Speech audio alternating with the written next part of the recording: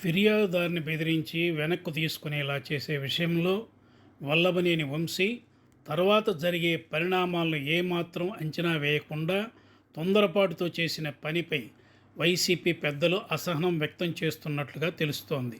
అసలు అలాంటి ఆలోచన ఏ చెట్టు కింద ప్లేడర్ కూడా ఇవ్వడని, వంశీకి ఆ ఆలోచన ఎందుకు వచ్చింది, ఎందుకు ఎగ్జిక్యూట్ చేశారన్నది వైసీపీ పెద్దలను కూడా అంతుబట్టడం లేదు. వల్లభనేని వంశీ టీడీపీ హిట్ లిస్టులో ఉంటారు. ఆ విషయం ఆయనకు కూడా బాగా తెలుసు.